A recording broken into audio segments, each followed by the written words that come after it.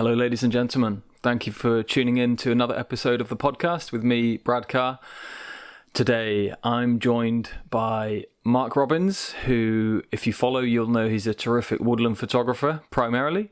He shoots a range of other genres as well and loves to experiment with his camera, but mainly Marc is known for his beautiful photographs of trees. He expresses a lot in his photographs, and there's a certain depth to his images, which I'm sure will resonate with lots of people. I had the privilege of spending a morning shooting with Marc in Snowdonia National Park in a beautiful location. You can view both of our photographs from the morning on our Instagram pages and over on Twitter as well. We followed the photo shoot with a wonderful conversation in one of Marc's favourite woodlands. He introduced me to it for the first time, and I can confirm it's truly beautiful. We sat on a log, which is my favourite thing to do, as you'll know if you're watching on YouTube, based on the first episode with Eugene as well. I was also sat on a tree. So theme of the podcast. I'd like to apologise just briefly for a little bit of disruption in the audio in the first section of the video. There was a tractor working over in a field across the valley, and the microphone's picked up a little bit at times, and a few flies as well, but hopefully it won't disturb the content too much. I'm sure that you'll really enjoy this conversation with Marc Robbins. Marc. Hi. How you doing? I'm good, mate. Are you? Yeah, great. After that, what a morning. Brilliant, wasn't it? Yeah. Some fantastic conditions. Can't ask for much more, can we, as photographers, I don't think. No, it's everything we wanted, isn't it, really, for that location? So absolutely, yeah. To get it is really special. Yeah, and we were talking a little bit just before about how, we can turn up with all of these preconceived ideas in our minds about what to shoot. Like I was guilty of that this morning. Yeah. But sometimes when the conditions are that, surreal, you just have to lead, don't you? Yeah, you sort of, I think you go and you take the image that you've got in mind. Yeah. And then after that you're free. Yeah. You're free to explore and your mind's free of preconceived ideas, and you can go off, and then that's when you really start to create. Yeah, because you mentioned that's when you maybe become yourself in those moments, right? Yeah, I think you do, because you can plan, and when you're planning, you're sort of thinking along the lines of what other people, what you've seen, your inspiration and everything else, and in the moment you're only seeing sort of for yourself. Yeah, it's like when you silence the thoughts and like you say, the preconceptions. The preconceptions, once they're gone, you're free to just explore. You're free to basically be open to the landscape and what it shows. Yeah, almost like the idea that the landscape then becomes you, and the camera becomes an extension of you. And it's just an extension of you and what you're seeing, and it's reacting to the light and the conditions as much as the landscape itself. Yeah. So that kind of leads me on then, because you mentioned also that you are somebody who reacts to light and colour more so than I don't know, characters. I know you integrate characters too, don't you?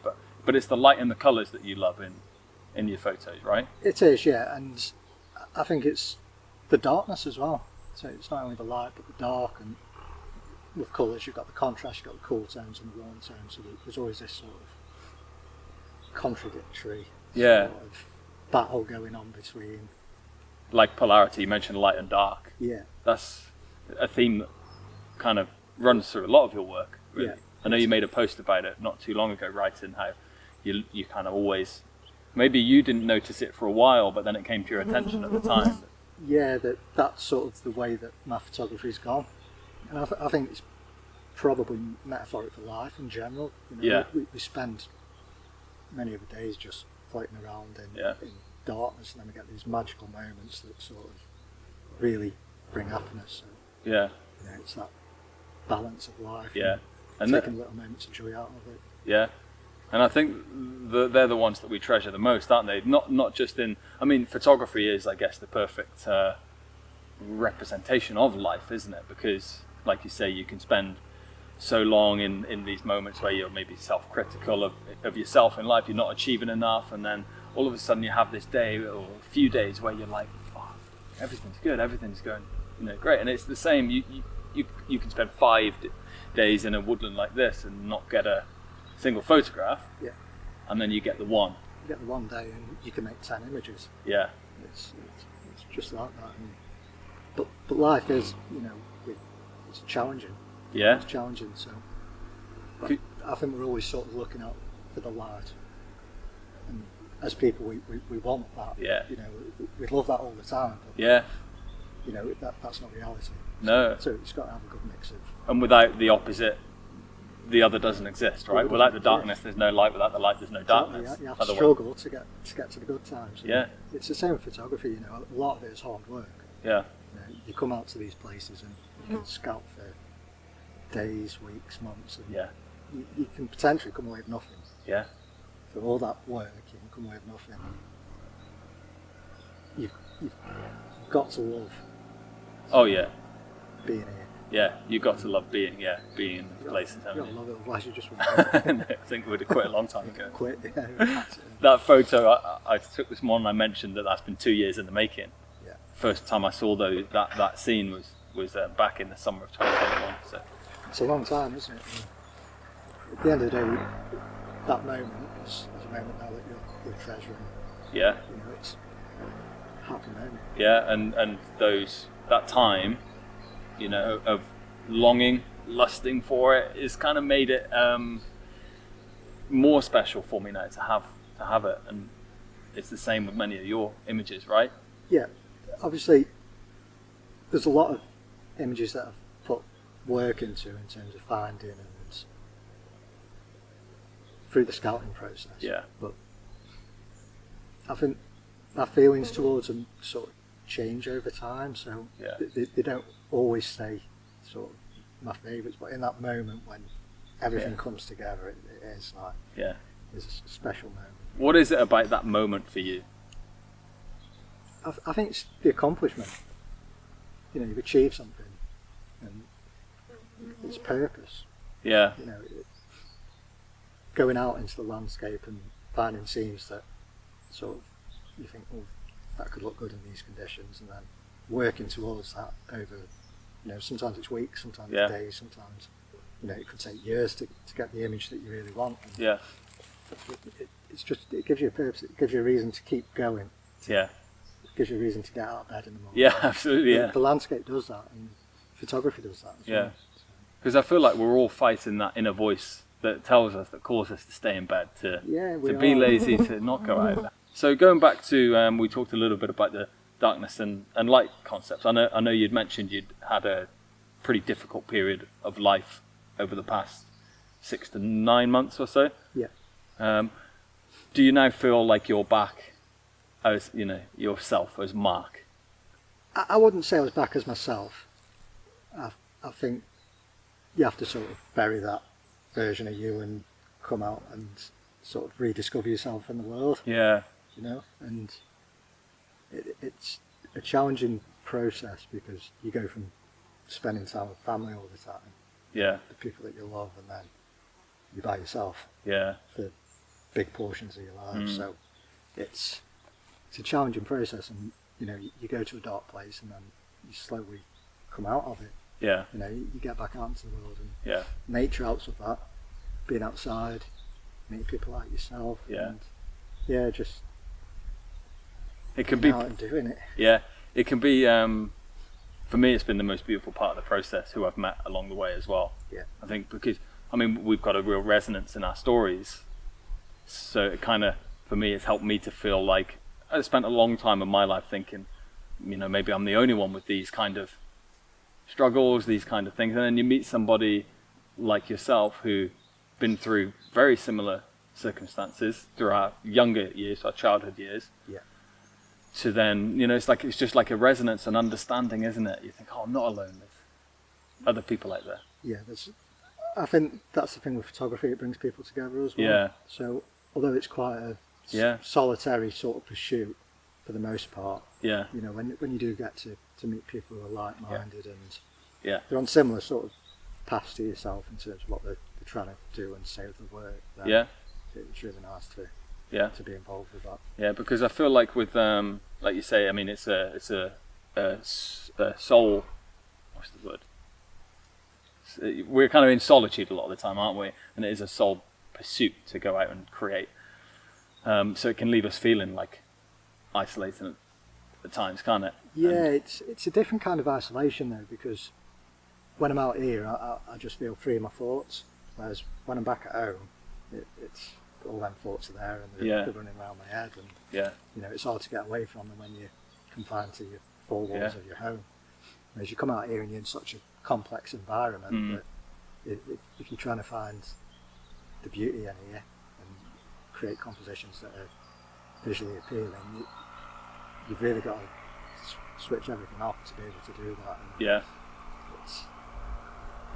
And there's a definite difference in being alone. There's a quote I've read once upon a time about, you know, you can feel alone in a crowd full of people, but it's different. Or you can be alone without feeling alone, or and feel lonely in a crowd full of people, or you can be alone outdoors and not feel lonely. And I certainly feel, for me, and it sounds like for you as well, this is a place where you're not lonely. No, you're alone. I'm alone, but it feels like home, if that makes sense. Whereas my current situation at home, it doesn't feel like home at all. Yeah, sure. So coming out now is it's like an escape from the reality of my life as well, to a degree. Yeah, it's crazy that this we call this our escape now, isn't it? It is, yeah. When this is, like you say, our home. You know, this is where we should be. Yeah, I think it's wild that the world's gone the way. It's gone like, I suppose we're sort of trying to relive that, aren't we, to a degree, in what we're doing and coming out into these places. Yeah. You know, we're trying to get back to our roots and where we started. Yeah. But it's life is what it is. Isn't yeah, it? exactly. Yeah. You need to pay the bills. And you've got a house to keep. And there's so much we can try and change the world, but there's only so much the world's going to change for a couple of blokes with cameras, isn't there? Wander around the woods. But we're doing what we can, aren't we? And I feel like, this is the kind of ethos of the podcast as well. It's to kind of share that. You know, it's more than just taking pictures, but.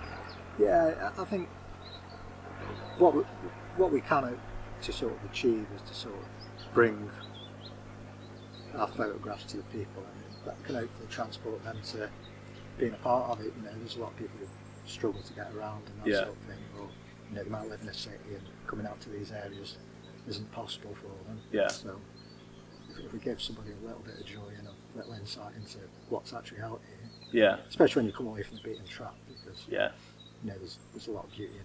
That's where you find the beautiful places. Have you always been somebody who wants to give back? Yeah, I think so. Why do you think that is? I just think it's inbuilt in me to do it. Yeah.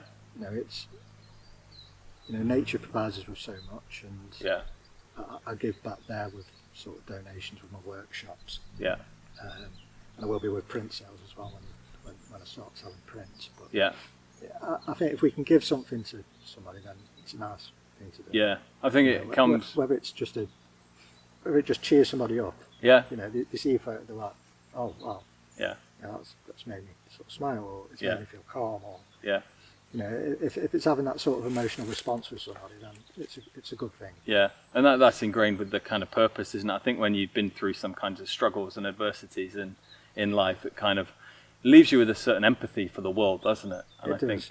You know, generally speaking, you just want what's best. Yeah. You know, you just want what's best for everybody. We want to shine some light into the world, don't we? Some light, take a bit of light out there. Yeah. So, with regards to the past, you know, nine months or so that you've struggled to get out with creativity, what role has nature as a whole played in keeping you? You might not have been creating, but have you still been seeking, you know, this? In parts I have, but in parts I've just wanted to sit down and sort of trying to get my head straight, to be honest. Sure, yeah. When I'm not in the right frame of mind, I'm really useless at making photographs, so I've got to be in the right frame of mind to go out and actually want to do it. Want to create, yeah. Yeah. You know, I love being here, but if my mind isn't right, then I struggle to see the joy in anything. Yeah, sure. You know, even a beautiful location like this, I'd come in, I'd struggle to see the joy in it. Yeah, I'm not surprised after, you know, what you've kind of been through. It's huge life change. It's a huge life change, yeah. And we adapt and we overcome it. Yeah. Eventually, you know, things start to fall into place and you move forwards. Yeah. There's no other option, is there? Yeah. You know, we've got to keep going. Yeah. So. Was your wife somebody who would you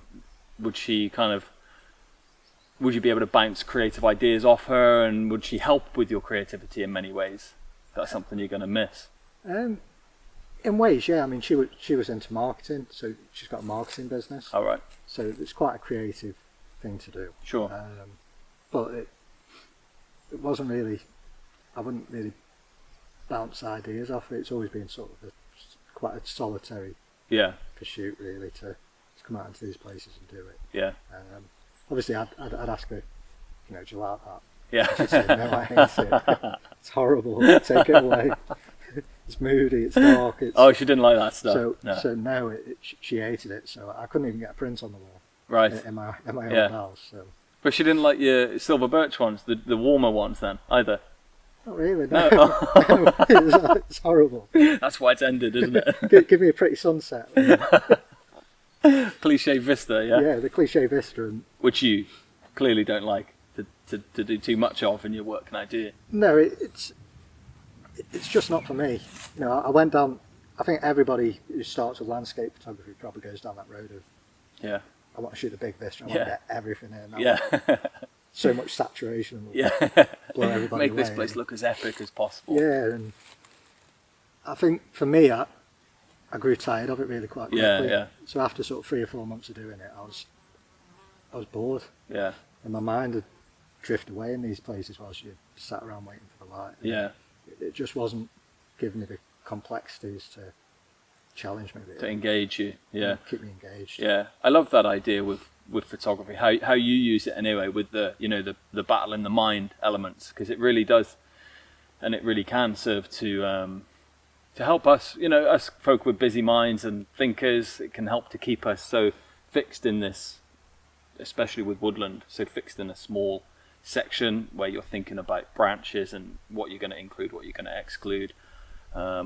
I think there's a real benefit for, the cathartic benefits of photography and how you can express as well. And it certainly sounds like you're using photography for that approach rather than more of a logical, technical. Definitely. I mean, in ways I want to share my stories. Yeah. So whether that's stories from childhood or relationship breakdowns or I've had a bad day, I've had a good day. Yeah. It could be a mixture of things, but hopefully that comes across in my images. And yeah, I can sense it for sure.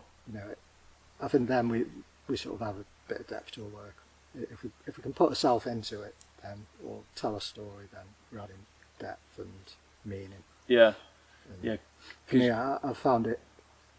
Like I'm not the best public speaker, so you're doing great now. So I'm managing, coping, but photography gives my feelings and my thoughts and experiences a voice, I suppose. Yeah, absolutely. And I can still keep it quite private too. So, I haven't got to go out and shout about all these things that happened. Yeah. But I can just drop in a little story every now and then. Yeah, which you do in some of your captions every now and then. You drop in something that's really quite profound, and I love it. I mean, I love your photography as a whole, but especially when I get a little bit of an insight into the further stories behind these things as well. It's fascinating. Yeah. Yeah, and it doesn't always come to me at the time of making the image. It can come to me afterwards, where I look at it and I'm thinking, that's why I've photographed that.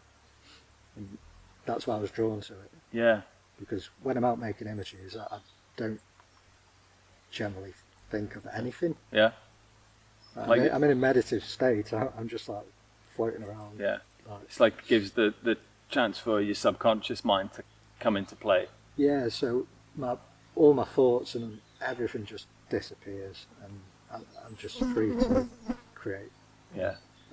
I like being that way. Beautiful process. I knew we'd really get into some good conversation in this in this episode, because I feel like there's a real similarity as to to what we're both doing with feeling our way into a place. And I went out to over in the Shropshire Hills recently. I think I mentioned it before, where I managed to create maybe, I think there were 9 overall, and it's almost like this morning didn't happen. Yeah. Like I remember getting there, and then I was just in this other headspace, where my mind just knows what it wants to do, what trees it wants to include, and where the light is, and what stories. It's just like, it's like the intuition, isn't it? It is intuition, and I think we get to a point where we're free when when a mind is at ease. Yeah. I can go into a woodland and I'll have all these thoughts on my mind. Yeah. The moment I'm in there and there's atmosphere, yeah, everything just goes. Yeah. And it's like I'm just free for a bit. Yeah, beautiful process. And this is what I mean. I feel like it's one of the art forms that, and I don't know that this really gets spoken about much with photography, as it is art. We had a conversation with Eugene recently.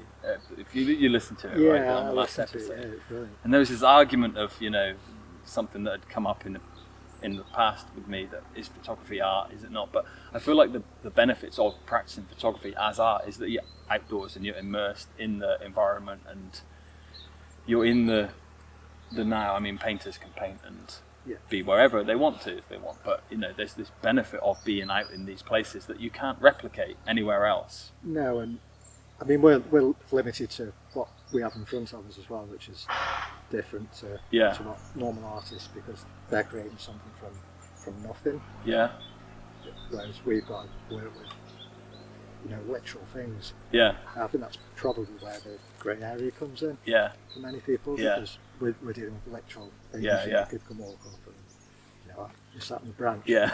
People can touch this branch, and if we were to photograph it, somebody else couldn't do exactly the same thing. Yeah. In some ways, yeah. So depends how you're using the light and the. Yeah, but I think the only way that we can be original and create art for us is to do it through composition now. I think composition's the only thing that separates everything. Yeah. So, say you went up to Mantor and you took the classic view of Mantor, and I don't see that as art. Yeah.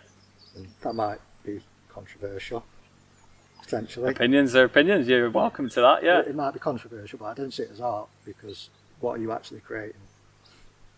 It doesn't matter the way the light falls. Yeah. It doesn't matter on the sky. Yeah. You've gone to that place. You put your tripod down. Yeah. You've put the settings to capture the scene in front of you. Yeah. But what if you actually create? Yeah. That's nature creating everything for you. Yeah. Whereas when you're coming out to woodlands or even in the mountains and you see something and you're putting the pieces together. Yeah. For me, that's where the artistry comes into. Yeah. I'm in agreement with you, by the way. I don't think that I'd class a photograph of the classics as a piece of art particularly. I think the art is in the person and the story and the reason behind what it is that they're doing. And if there's a thought process that can be streamlined, which is just complex, isn't it? Yeah, it is. Thinking, and hence why I love having a conversation with you now to try and mystify what's going into your photos, the deeper meaning behind. And I think it's the thinking and it's the thinking, reasons, it's the arranging, the arrangements, it's the meanings. Yeah. It's everything bringing that all together. Yeah. And there is a depth to certain photographs, certain photographers' work that you can sense, can't you, when there's more to it. Oh, you can sense it, yeah, you can feel it. It jumps out at you straight away. And you mentioned to me about this element of I think it was the first time we met, this element of using silver birch. They're your happy characters, they're your warmer, or you prefer to use a lot warmer tones in those, and the oak trees maybe more of the colder and sinister, Yeah, it's, for me, I think it's in the character of the trees. So oaks have always got this sort of gnarly, they're quite strong, they're broad, they're generally a lot bigger than birch. Yeah. I think they give off them vibes. Yeah. Whereas the birch, it's it's delicate, it's slender, Quite elegant in some ways, aren't Elegant, yeah. And I think there's sort of contrasting. Yeah. So it's not that I always shoot birch in a joyful manner, or that I always shoot oaks in a sinister manner. Yeah. It's just how I generally see the general perceptions of them. Yeah. So would you maybe say that those are sides of yourself that are finding their way, weaving into your work in some ways? I wouldn't say it was myself as such. I'd say it's more life in general. You know, it's that same thing that we talked about, the transitions between darkness and light. And I think life in general, you know, there's darkness. Yeah. You know, there's sinister. Yes. And then there's joyful and happy, and it's a balance and a play off between the two. Yeah. Really. Yeah, great word, because photography is all about the balance, isn't it? Finding the balance in between the light and the dark, the balance in how the composition is shaped. You know, if it's too heavy on one side, it doesn't work. It's got to be evened out, and we're all looking for that middle ground. I think it's the most important thing in photography. Yeah. Balance. Yeah. It's probably the key thing. You can take the most cluttered woodland scene in the world, and if it's balanced, it works. Yeah. Do you think it's something like the kind of, I guess, the psychological side of what you're doing? Is that something that's kind of always been? Have you always been aware of that side of life? You know, it's definitely a psychology understanding, isn't it? I think. I'd say so. Yeah, it's not something that I've like learned. It's not something I've learned. I've not gone to school to learn it, but it's something that's always interested me. Yeah. And you know, why do these situations happen? Yeah. Was there anything I could do to change it? You know, I'm quite an overthinker, so I overanalyze everything. Yeah, great for photography. It's great for photography, but I'm also quite hard on myself as well. Yeah. So you know, if I do something wrong, I'm hard on myself. Yeah. So that's I feel like anybody who's gonna go on to achieve anything in life is probably a similar kind of mind, where they're incredibly analytical, you know, have faced some adversities that have made them that way, and the self-criticism side of things. I mean, we all make mistakes. You know, as photographers, we make mistakes. In life, we make mistakes. It's part of the growing process, and we learn from them as we go along. Yeah. But I think I've sort of learned to learn quite quickly. Yeah. Yeah, that's right. And I think that's because I'm hard on myself. Yeah. So when something does go wrong, or you know, I'll overanalyze it. Yeah. You know, even if I miss focus. Yeah. Well, you miss focus. Yeah. We're the same, because I've been punishing myself ever since I was a kid for mistakes on a football pitch. You know, in a gym, if I failed, not that I'd punish myself, but I want to know why, and I'd want to know what I could do. Yeah, and I think that the moment we accept that it's a part of growth, then it's better for us that way. Yeah, because I mean, we could look at it like, oh, you know, this thing is dangerous, this analytical mind, but as long as it's being channeled and directed, like you said, you know, it's purpose now, isn't it? And as long as we're managing it in whatever way we can, I think it's a good thing. I think it's a good like healthy outlets, isn't it? And photography is definitely a healthy outlet. There's nothing healthier in the world, is there, than two blokes sitting and having a conversation on a log in a woodland. Perfect, isn't it? Yeah. So, asking why, trying to find out why. Have you always been somebody who's, you know, been curious and wanted to know the answers to things? Why?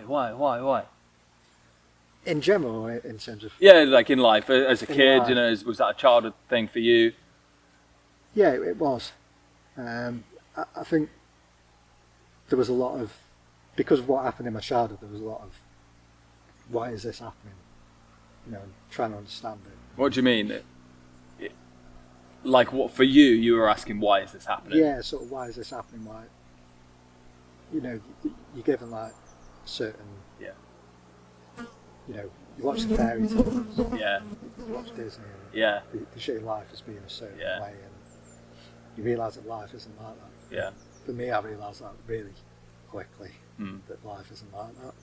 So it sort of, I did have to ask myself a lot of whys. It was just a natural progression for you to question it and to question figure out it, things. try and figure out things. Did you get answers to those questions, or was that something that just developed as you got older? I think I realised a lot as I got older. I think I place the blame in certain places that I shouldn't have placed the blame. Yeah. And then as you get older, your understanding becomes greater. Yeah. And you start to understand why certain people behave the way that they did. Yeah. And then you have decisions to make about sort of what you've discovered sort of later on in life. Yeah. Would you say photography's been a conscious choice for you to decide to maybe not imitate those role models when you were younger and maybe, channel that stuff into something else? Yeah, possibly. And I don't think, like, in terms of positive role models, I didn't really have any. Yeah. My mum to a degree, and my dad, not really. He wasn't around, right? No, he moved up to Scotland when I was quite young. Yeah. I'd see him once every blue moon, really. Yeah, yeah. So he had no real influence on my life. Yeah.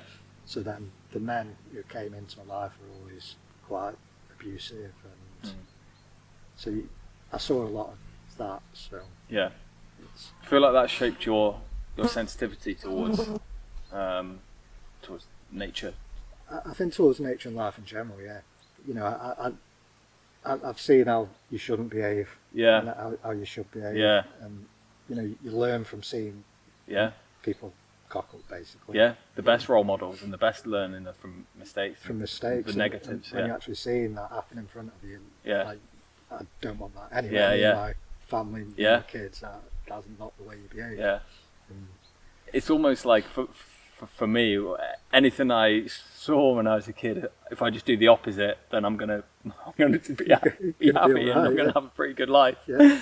So, like you say, the best role models come and the best teachers come from the negatives, don't they? The negatives, yeah. But you've got to be somebody who, is wanting to not, because it would be easy to follow the path. Yeah, I think it'd be easier to either follow the same paths or become a victim. Yeah. And just say, oh, my life's a mess because of this happened to me, and yeah. I can't do anything else with it now. I think the negatives, we've got a chance to turn them into a positive. Yeah, absolutely, and you're certainly doing that with your work. Yeah. And I think that translates in our work, and that's a similar thing with the darkness to light. Yeah.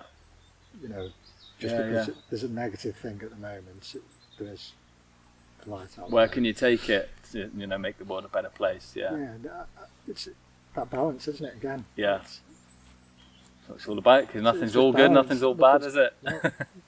You don't say you're being happy every day. No. You take the little I wouldn't want it.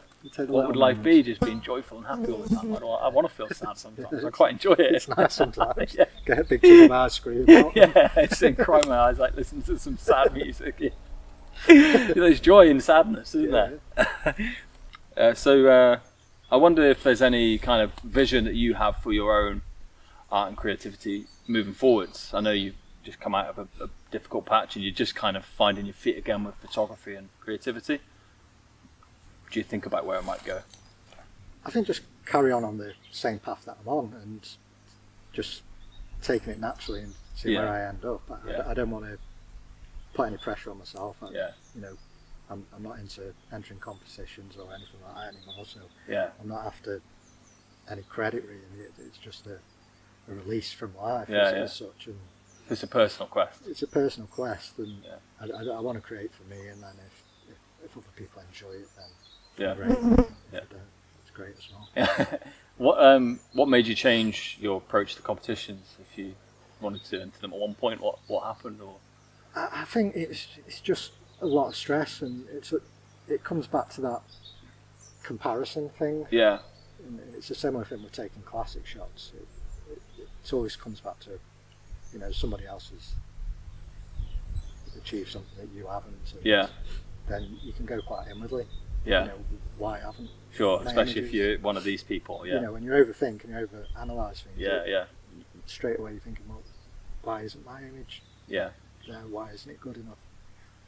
And I think it can affect you negatively, and I'd rather just shoot for me and enjoy the processes instead of chasing I think that's the healthiest way to do photography. I think it is. And I think when you first start out, obviously the competitions are there, and you want to get some form of credit for what you're doing, so you know that you're on the right path. Yeah.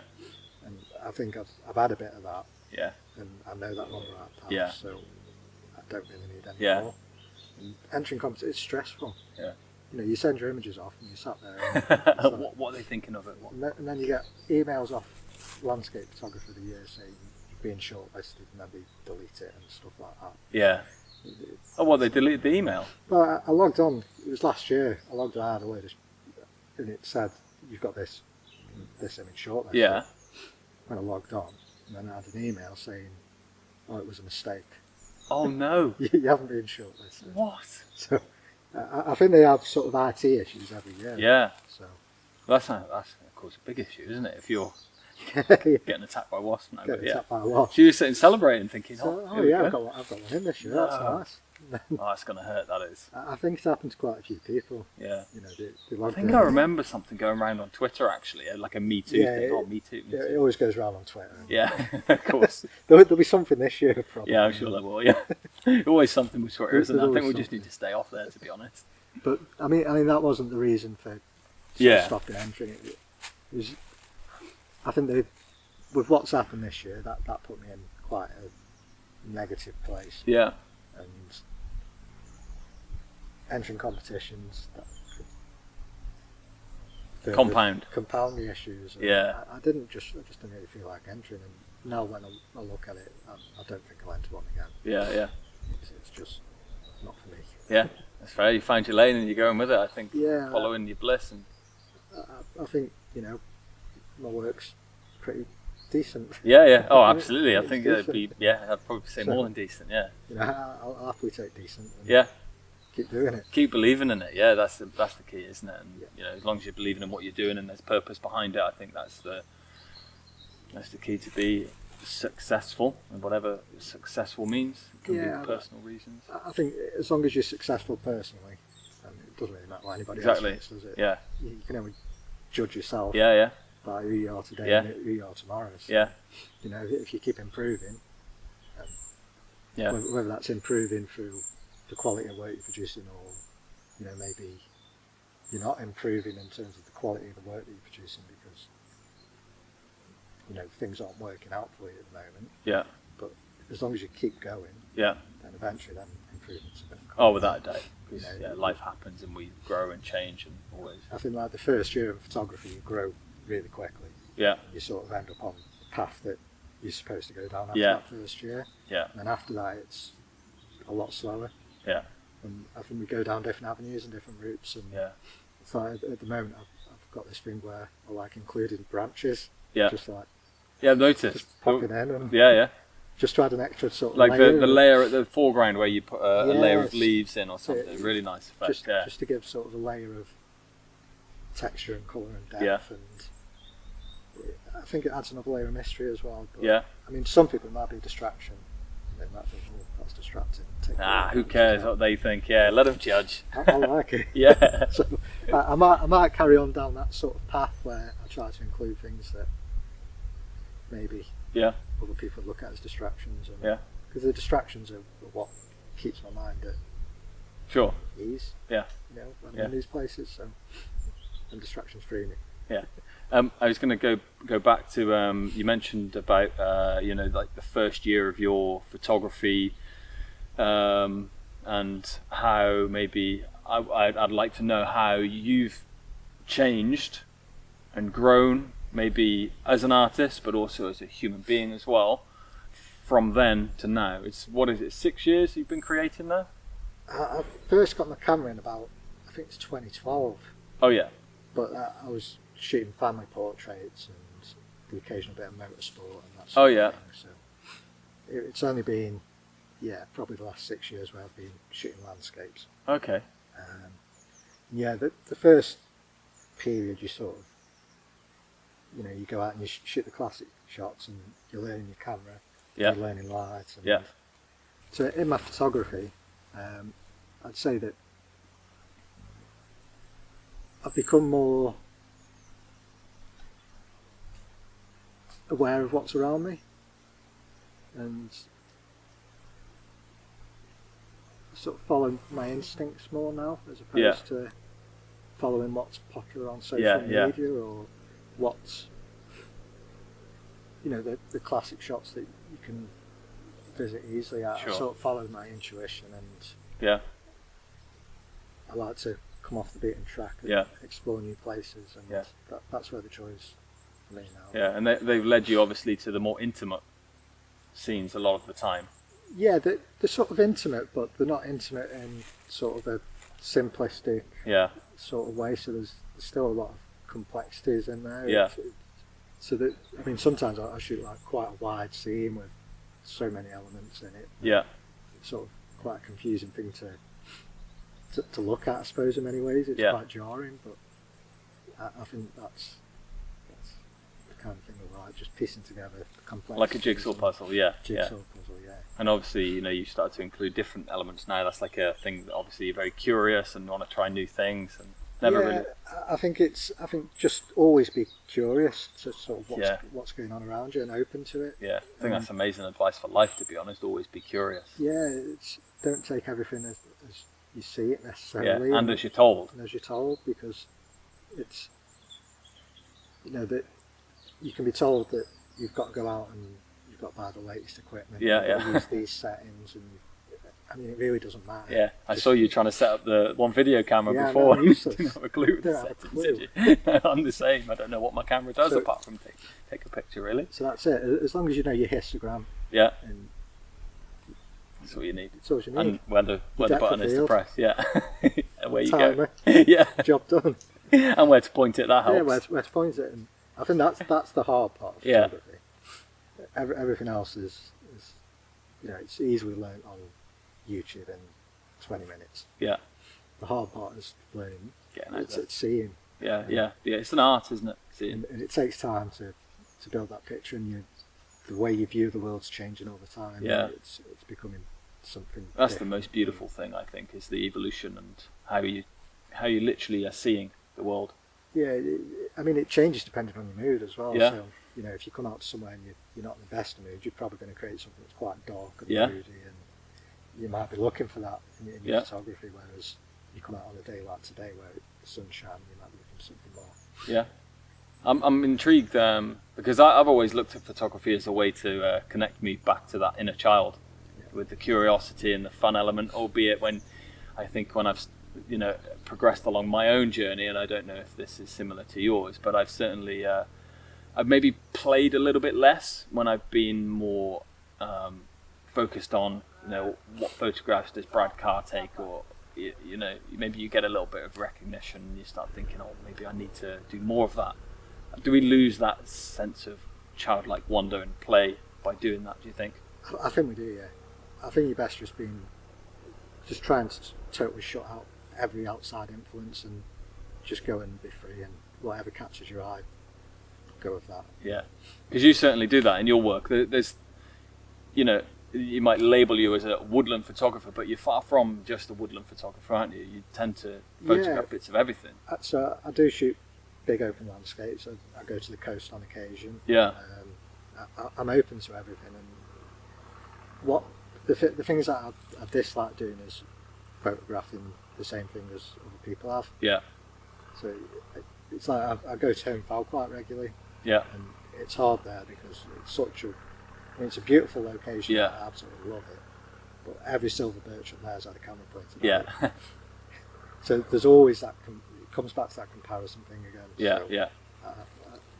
I like to stay away from that, which is why it comes to the woods, and it's quite easy to woods and play like a kid. Play like a kid, yeah. And it's just a place where you can really be creative. Yeah, yeah. And this is an area you used to come when you were a kid, right? Yeah. So there's a lake just around the corner, and yeah, I've certainly passed here when I was a kid. I made a picnic by the side of the lake many years ago. Snowdonia in general is somewhere where this is a happy place. Yeah. So, regardless of what was going on at home, we'd come away once a year, have a week in a caravan down on the coast of Barmouth. Yeah. This was a place of, where we could be free. We could explore a bit more. Yeah. It was a nice time, and it's somewhere that you could brings me back. Yeah. It's funny how life goes full circle, isn't it? And now you have this fondness of photographing it and perhaps telling its story for other people because of what it means to you as well. Yeah, it's a bit of a... I think it would be a project that just sort of continues forever. Yeah. With Snowdonia, it's hard work. You know, these environments aren't easy to photograph. They're not easy to get around. It's a challenge, and you're basically working with blank canvas as well. Yeah. There's not a great amount of images out No, there. I don't believe there is here. No. So if you search for any woodland in the area, you'll get a few. Yeah. Possibly woodland images. Whereas if you type, say, Wishman's Woods into Google, you can just go, oh. Yeah. You know whose they are. It's mainly Neil Burnell, isn't it? Yeah, the top ones, yeah. And you can just go and copy. Yeah. But here, like done, you said, you know, originality is key. Originality is key. You've got to be able to work things out for yourself. You've got to be able to. You've got to want to put in the groundwork here. Yeah. You've got to want to do it. You've got to like spending time here. Yeah. Because if you don't, you give up. You give up. Yeah, hang the camera up. It's enough to end any photographer, isn't it? When you come into some of these woodlands. I'm going to pick your brains on originality, actually. Oh yeah. Yeah, because I had a bit of a discussion with Eugene on the last podcast about originality, and is originality a thing, or are we just, creating what we've seen and what we've experienced? I think originality exists to the extent of composition. I think we can be original in composition. Yeah. I don't think there's space to be original in thought or process anymore. I think all the great minds in photography, everything's been covered. Yeah. So the only space left to be original is really in composition. That's really interesting. At least that's the way that I do it. Yeah. Because I mean, you can go to the classic shot and get different light, different sky. Yeah. And you could say, oh, that's original because the sky's different. Yeah. But is it really? Yeah. It still looks the same. There was a really interesting caption on one of your images, actually, and I'm just going to see if I can remember where I wrote it, because you wrote about... Maybe I didn't write it.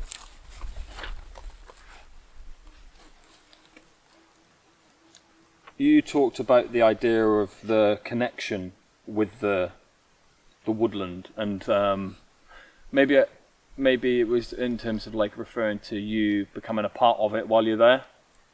I'd say that's true. It's basically I become sort of meditative when I'm in the woods. Yeah. So you've got all these elements going on, and I can go in and my mind can be full of all sorts of stuff that's going on at home, whether it's work or home or personal life, whatever. Yeah. And when I'm in the woods, I'm free of everything. Yeah. There's so much going on that my mind it becomes a part of the woods, if you like. Yeah. That's really fascinating, because I feel like the theory of like this the interconnectedness of us being a part of nature, we're not separate from it, are we? No, we're not. So we're all one. We're all one. And I mean, trees are living things as well, so I think that's possibly where the sort of connection comes in. It's quite a strong thing, because the living things are they're stable as well. They don't get up and move. They're there where you left them, so you can always return to them. Yeah. It's quite it's reassuring. Yeah, and that's a conversation we had when we met for the first time, was that you've lived in how many homes? Was it? I lost count. 20? Well, it's over 20, yeah. Over 20 homes, that was between the ages sort of being born and up to sort of 16, 17. Right. So, yeah, a new home every year. Yeah, it's a lot. For the first chapter of your life, that's a lot of homes. A lot of schools as well, and moving around, so it's a lot of people coming and going. Even in terms of like my dad going, and now I've got this thing and these places where I can come, and I'm comfortable here. Yeah. I'm comfortable. Yeah. It's reassuring. It's stable. It allows you to be you, like you say. You feel like you're yourself when you and myself, yeah. And I think that's why I create my best work with trees. Yeah, I'm in agreement. Yeah, I think your tree images certainly. I think that's possibly why. Yeah. Just because I'm comfortable and I'm myself. Yeah.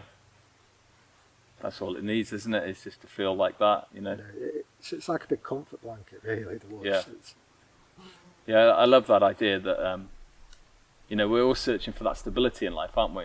Yeah. And it was a conversation I had with a friend when I moved to Aberystwyth. Actually, he was asking me about my love of trees and woodland, and it was for the same kind of purposes, stability. And I wanted, I love the idea that this place is the same today, is it within reason, as it will be tomorrow. A branch might fall, but yeah, and it goes through the seasons, doesn't it? As yeah. well, and it changes, but yeah, I think they are really relatable to people in many ways. Yeah, they just don't go away. Yeah. So there's a warmth to that. There's what? Sorry, there's a warmth to that. Yeah, absolutely. Yeah. But he mentioned that he loved the sea, because he feels like the sea's always changing. It's always fish are coming and going and moving, and plants and everything. And the tide even moves. And I posed the question to him. Yeah. I asked him what his younger years were like. Yeah. And he said he'd lived in the same place his entire life. Yeah, so he's searching for change, Yeah. and maybe he's had a brilliant upbringing, and he wants to adventure, and he wants to change, and he wants to see things different. He wants a bit of chaos and a bit of chaos, and a bit of destruction, or whatever. Yeah. Well, I had enough of that. I had enough of that too. It's crazy. By the time I was 17, I was like, that's it for me. It's enough to make you become a granddad, isn't it? Early, Yeah, I think. I think Old that's why souls, they call this, don't That's they? why I'm going grey. This concept of, like, we're always seeking the opposite is quite interesting, isn't it? Yeah. We can have too much of one thing that we then go the other way. But like we said before, what about the balance? Yeah. So it makes me curious. I think regardless of what we have, we're probably never really happy. Yeah.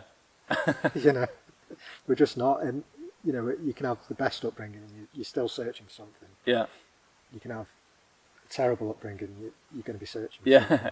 something. So the fact that nature can give us that comfort, Yeah. I think that's a blessing. That's the beauty of nature in my world as well, is that it is that middle ground. You can be born down here in adversity and struggle and chaos, or you can be born up here, with stability and lots of love, and maybe that's too much as well. Yeah. Causes its own adversity, right? Yeah. Where we need to be is here, and it's really interesting that this is where you feel most at peace and like yourself, and it's where I feel most at peace and like myself. I think there's a story in that, isn't there, and a message to the world, Yeah. as a whole. Oh yeah, for sure. Maybe to think about deepening their own affinity with nature in some ways. Yeah, I mean, I think you're going to be drawn to whatever you're drawn to naturally. Yeah. And it might take a while to discover what it is, but something will jump out at you as that is sort of your place. And Yeah. that's where you should be. Yeah, and that's that comes with time, doesn't it, and practice. Like, Time and it's taken practice. us 5-6 years to get to. Experience, just get out and see the world, I Yeah. suppose, and go on them adventures and go searching, and Yeah. you'll find Yeah. what's meant for you. I also feel like following this and following like you say, intuition and Yeah, you've got to. And I think that's where the authenticity comes in. yeah. I feel like that's where our soul starts to speak then, isn't it? And Yeah. that's what comes across in the art then after a while, isn't it? Is the soul of the person. I certainly Soul of feel the it with person. more accomplished photographers. You can see them in the photos a lot of the time, can't you? The more impactful ones anyway. Oh yeah, I mean they've discovered who they are, haven't they? Basically. Yeah. They're on the road to Yeah. discovering who they are. Would I you don't know if we ever do. No. Not fully. 'Cause Maybe we're not meant to. everything's changing. Yeah. So I think they're on the path to discovering, Yeah. or they're being propelled towards something Yeah. that's good for them. Yeah. Do you feel like this is what photography's been for you more so than anything? A journey, a path to find you, self-discovery, self-creation, whatever. I'd say so. Yeah, I'd say so. It's been a place to discover who I am, but also to share Yeah.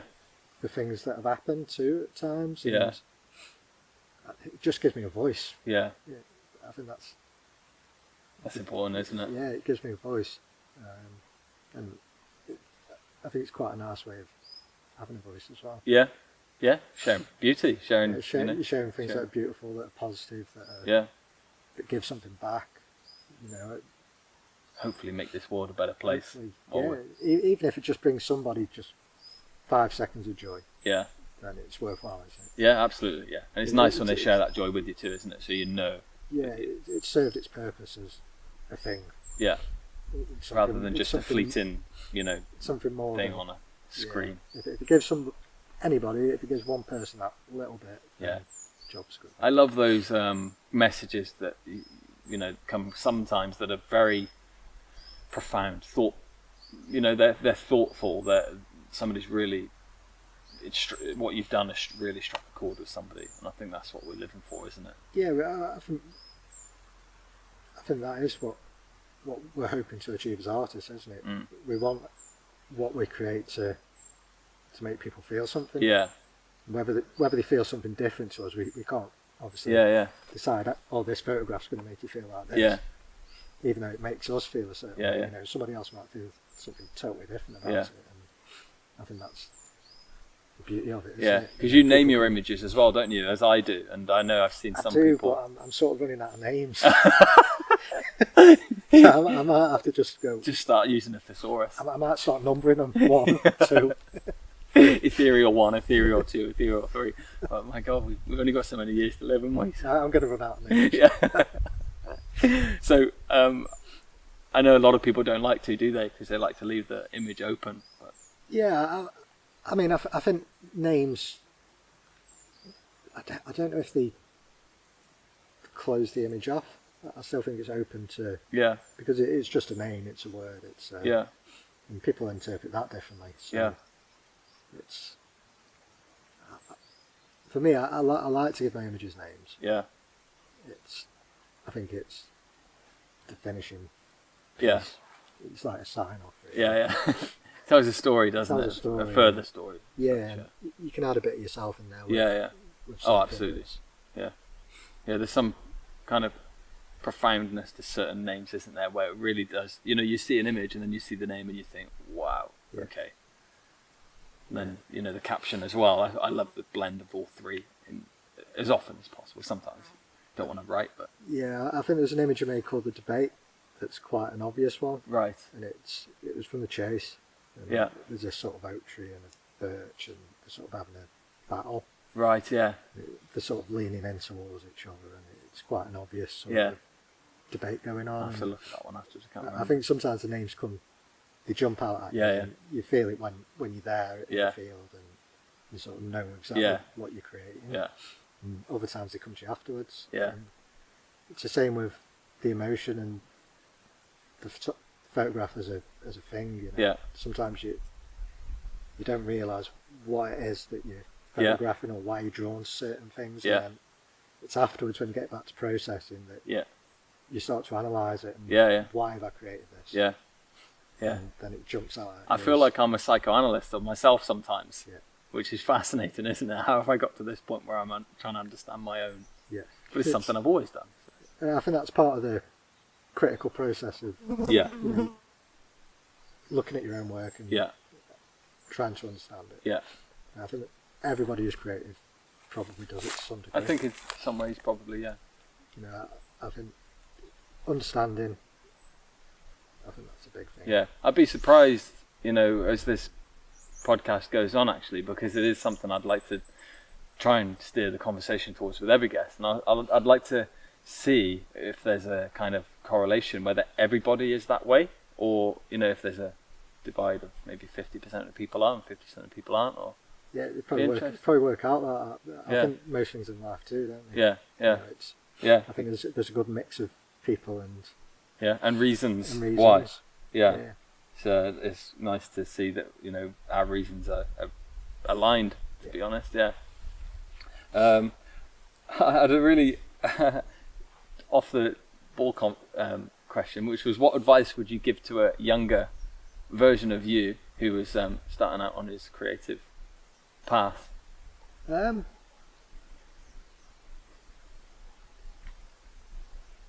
not sure I'd change anything, you know. Really? No, I don't think I'd change anything. I think I've just gone out and sort of tried to do my own thing, and I've ended up here. So, and I've enjoyed it. Yeah. I've enjoyed it, so I wouldn't change anything. I'll just carry on. So the advice would be to just do your thing. Just do your thing. Do your own thing and see where you end up. And that's cracking advice, I think. Then you know, I think if you put sort of challenges in place, and I think that's probably a good thing to do. Yeah. Maybe think of a project that you can work on, because I noticed the biggest change in my work when I started to focus on projects as opposed to, because it keeps going back to the same location. Yeah. So if you get projects and you keep going back to that location, eventually everything's going to come together. Yeah, yeah. You know, the light, the atmosphere, the conditions, the season, everything will come together, and you'll make the images. Yeah. That you want. And you're going to observe a lot along the way, aren't you? I certainly feel like for me it's the same way, that going back to the same locations has enabled me to learn not just about the environment but about myself. You said, you know, your reasons for creating it to learn a lot about yourself as well, and you definitely do when you go back to a place over and over again, don't you? Oh, you do, yeah. It's when I feel like you notice the different moods that you're in. Yeah. Maybe deepen your understanding of, you know, why. That's it. I mean, I can go into Woodland and just photograph oaks on one day, or the next day I'm all over the silver birch or the beach, or and it's all to do with mood at the time, and I just think that changes on a daily basis. So yeah. But yeah, if it's to give advice, it'd be to just do your own thing and stay in your lane. And great advice. I think that advice could be rolled out to anybody in the world, not just photographers, couldn't it? Do your thing. Follow your bliss. There's a quote I love from Joseph Campbell, who used to study mythology and kind of ancient stories, and from a psychological point of view, really, what leads people to want to follow destinies and journeys. And he talks about following your bliss. Yeah. Can't go far wrong when you follow that, can you? I think we're all searching for it, aren't we? Yeah. You know, them little moments of bliss. And they're what make life worth living, aren't they? They are. And coming out and focusing on a project, it gives you purpose as well, doesn't it? Absolutely. It gives you purpose to come out. Yeah. You know, So gets you out of bed in the morning. Yeah. So what have you got any projects lined up at the moment? There's sort of ongoing projects as opposed to new projects. Obviously my work in Snowdonia, that's going to continue. My work at the Chase, that'll continue. Yeah. I've got a trip to Paris coming up. Yeah. Which is a little bit different, as it's predominantly seascapes with some mountain vistas in the backdrop. Yeah. But that isn't a project, it's really just a week away, and I enjoy putting my camera at some pretty things. Yeah. But no, it's just carry on with what's already existing. Yeah. And avoid being put in a box, right? Well, I sort of put myself in a box, I suppose. I suppose I am in a box, because I think most people probably know me as somebody who photographs trees and woodlands. Yeah. But I think it's a semi-open box. Yeah.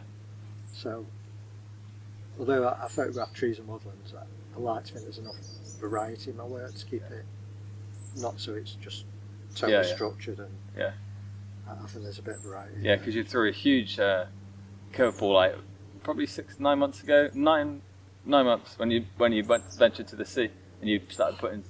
Yeah, I think there was a series of 10, 11, 12, 13 maybe images of the sea. There's quite a few, and it was basically when I discovered that my relationship with my wife was going to break down. Yeah. And I wanted space. Yeah. And I just went to the coast, and a couple of mornings I went and made some images. Yeah.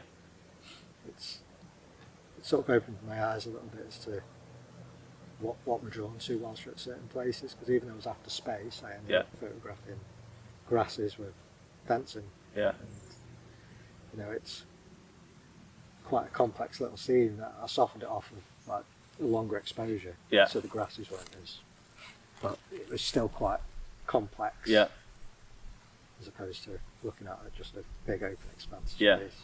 And that was quite personally expressive for you, wasn't it? It was, yeah, because I suppose the falling down fences represented where I was in my life. Yeah. You know, everything was falling apart. Yeah. You know, everything that I've known for the last 17 years is going.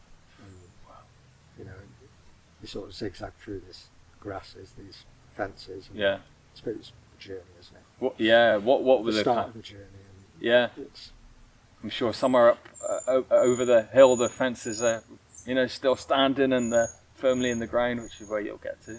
Yeah, I'm sure they will. And you know, it's. I just think at that point I was broken. Yeah. And it's one of them things. And you have to live with yourself. You beat yourself up about it. Yeah, sure. Yeah. And then eventually you sort of find your purpose again. And Yeah. You come out the other side. And Yeah. I think that's why I'm back making images. Yeah, and it's lovely to see. I'm actually, you know, really glad to be out here with you today and It's been lovely, hasn't it? Couldn't have asked for better this No, morning. it's been bliss. Yeah, it's been But to know that, you know, you're kind of finding your way again is pretty moving, to be honest. And I suppose it's until the next big hurdle comes. Yeah. And then where will that it's lead? inevitable, isn't it? You know, there's always one, isn't there? You get over one thing. And Yeah. then something else is bound to happen at some point. Yeah. So that's life. And Yeah. Isn't it lovely that we've got this as a, you know, as that middle ground, the neutral kind of perspective, if you like, neutral platform to keep us to keep us grounded and grounded, give us space and keep us full of purpose, keep purpose, us creative. Keep us creative. Yeah. I think that's a pretty apt time to end the podcast. Okay then, mate. So, thank you very much. Lovely. Cheers. Yeah. Cheers, Mark. Well, ladies and gentlemen, thank you very much for tuning into this episode. I'm sure you'll be appreciative of Mark's openness and honesty and rawness with his story and his reasons for creating. I really enjoyed diving into some of Mark's deeper meanings behind his work, which is what this podcast is really set out to do. I aim to bring you some more stories and messages really from the people behind the photographs, because I feel like all we get to see generally are, you know, representation of the images and not necessarily in too much of an insight into photographers themselves. So thank you, Mark. It was a privilege to sit and speak to you and spend the day with you. So I'm very grateful for that conversation and to see that you're back on track, and I'm sure everybody else who listened along is too. And a personal message from me to everybody who's been, you know, commenting and sending me messages about the podcast so far. I'm very grateful for all of those, because it helps me to keep going and to, you know, put this kind of purpose outside of myself, to realize that actually people are really enjoying the kind of stories and content that I'm putting out to the world. Me and Mark have been speaking since we filmed this podcast, and we're going to be running a joint workshop, a residential workshop somewhere in Snowdonia National Park between the 15th and 20th of November 2024. Dates to be confirmed and location to be confirmed via my email newsletter. So if you'd like to stay up to date with all events and my writing, of course, as well, you can join my newsletter over on my website, which is www.bradcarphotography.co.uk. If you want to stay up to date with Mark and his work, then please head over to his social media channels. He can be reached by searching Marc Robbins, MarcRobbins. I'll post all of Mark's social media links and links to his website. He has a newsletter as well, which he's building at the moment. So please go over and join that and keep up to date with all of Mark's announcements. Ladies and gents, thank you very much for tuning in, and I will look forward to speaking to you again soon.